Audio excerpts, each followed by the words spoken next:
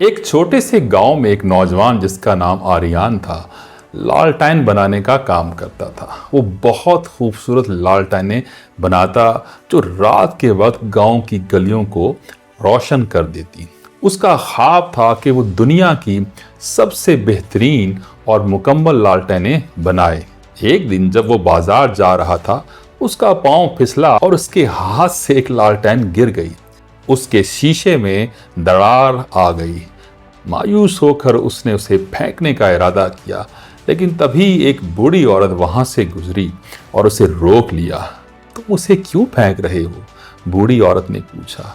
ये टूट चुकी है, आर्यन ने अफसोस से कहा। कोई भी एक दरार वाली लालटेन नहीं खरीदेगा। बूढ़ी औरत मुस्कुराई और कहा, क्यों ना इसे जला कर देखो। तजस्सुस में आर्यन ने इसमें एक मोमबत्ती जलाई। हैरत अंगेज तौर पर रोशनी इन दरारों से बाहर निकलकर जमीन पर खूबसूरत नमूने बना रही थी। ऐसा कुछ जो किसी मुकम्मल लालटेन ने कभी नहीं किया था। बूढ़ी औरत बोली, कभी कभी जो चीज हमें नुक्स नजर आती है वही हमारी इनफरादियत बन जाती है। जैसे इस लालटेन की दरारों से रोशनी फैल रही है, वैसे ही हमारी खामियां भी दुनिया में रोशनी फैला सकती हैं। ये सुनकर आर्यन को एक नया ख्याल आया।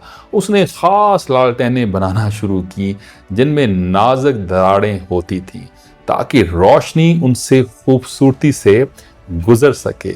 जल्द ही उसकी ये मुनफरद लालटेनें पूरे इलाके में मशहूर हो गई। लोग उन्हें उनकी नामुकम्मल खूबसूरती की वजह से पसंद करने लगे। अल्लाह कुरान में फरमाता है, बेशक हर तंगी के साथ आसानी है, यकीनन तंगी के साथ आसानी है। जैसे टूटी हुई लालटेन ने अपनी दरारों से रोशनी फैलाई, वैसे ही हमारी कमजोरियां और खामियां हमें दूसरों के लिए रोशनी का जरिया बना सकती हैं। आपकी नामुकम्मलियत ही आपकी असल खूबसूरती हो सकती है।